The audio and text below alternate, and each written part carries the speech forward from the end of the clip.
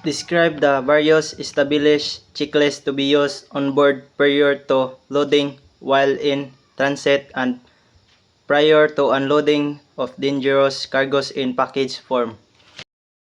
The transport of dangerous cargoes in package form requires strict compliance with international safety standards to prevent accident, environmental damage, and risk to human life.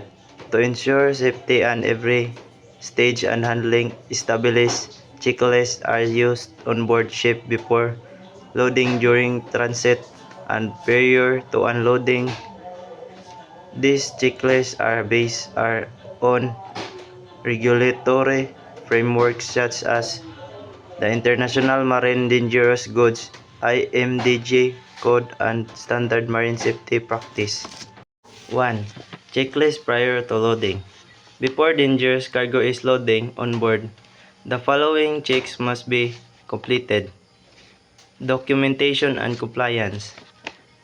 Verify shipping documents including the dangerous goods declaration.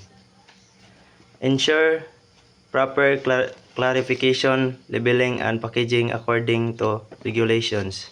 Confirm that the cargo is permitted for transport. Packaging and marking. Inspect package for damage, leakage, or defects. Check that label marks and placards are clearly visible and correct. Ensure an approved packaging is used where required. Stowage planning. Review stowage plan in accordance with segregation requirements. Ensure incompatible substances are separated properly. Confirm designated stowage areas are suitable and safe. Ship readiness. Check cargo spaces are clean, dry, and suitable. Ensure firefighting equipment is operational. Verify availability of spill response equipment. Crew preparedness. Confirm crew is trained in handling dangerous goods. Conduct safety briefings and emergency drills if necessary.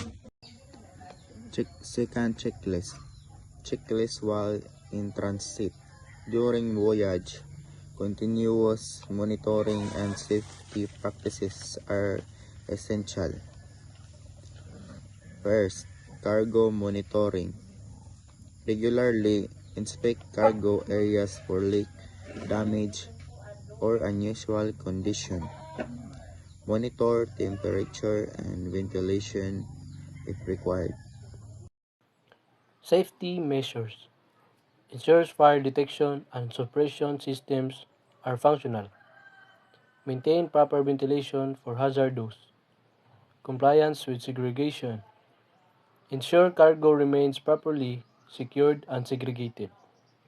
Prevents shifting of cargo due to vessel movement. Emergency preparedness. Keep emergency response plans readily accessible.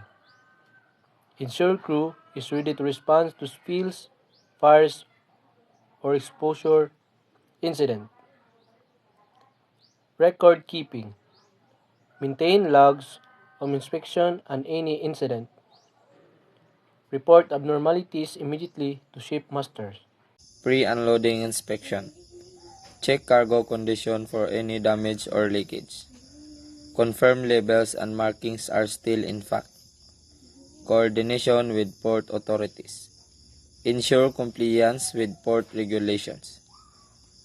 Communicate with terminal operators regarding handling procedures. Safety precautions.